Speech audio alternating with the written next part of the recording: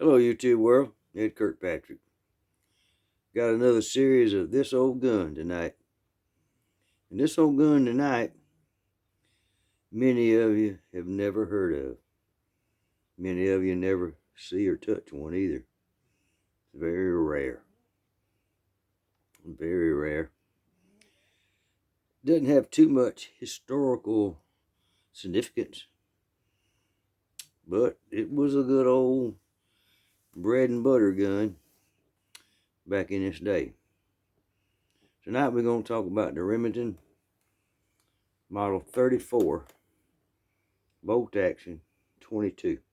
There we go. Got a 24-inch barrel on it, so it's kind of long. Oh, anyhow, it shoots shorts, longs, and long rifles. Just a simple bolt action 22 tubular fed, designed by a guy named C.C. Loomis, who got a bunch of patents on safety mechanisms and firing pins that he's sold out through Remington. But anyway, one unique thing about the gun, though, is, and I've never been in the Navy, never was in the service.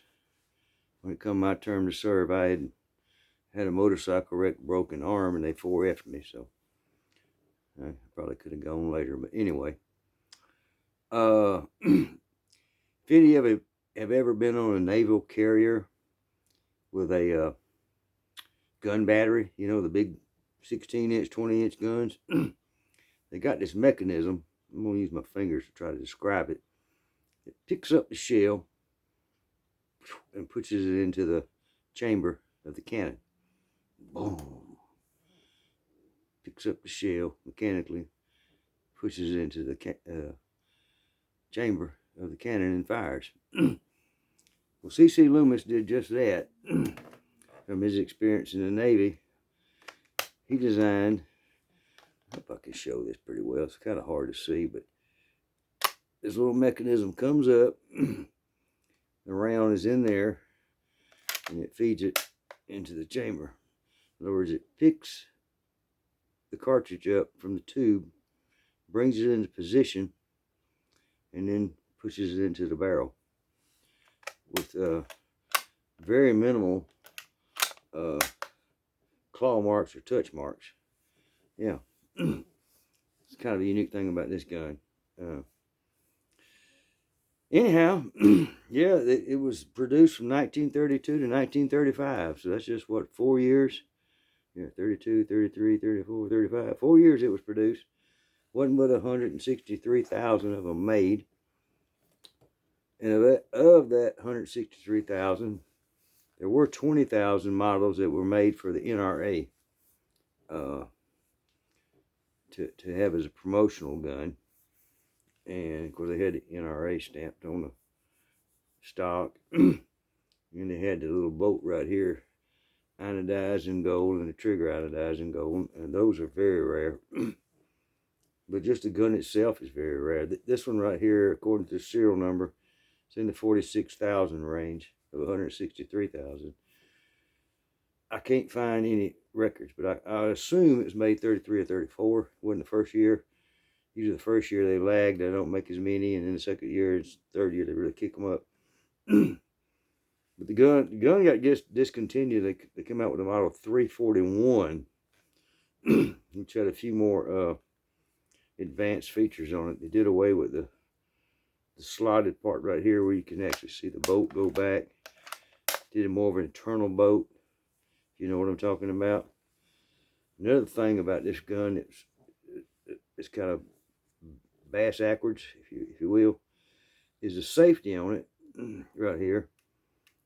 When it's pushed forward, it's in safe, and when it's pulled back, it's in battery, ready to fire. And there's no red marks here, like you see today. If it's red, you're dead. And pulling this thing back, it's still hard to do. Oh, there it went, finally. I'm not going to pop the trigger because on a rimfire, it'll hit the side of the barrel. You don't want to do that, mess your firing pin up. But anyway, nowadays, most modern guns, you push forward to fire. Push forward to fire, forward. This is kind of bass accuracy in this day. But there ain't many of these around. Best I can tell on Gun Broker and what have you, you never see one of these come up for auction. And when they do, they usually want around $1,000 for one. Is it worth $1,000? No.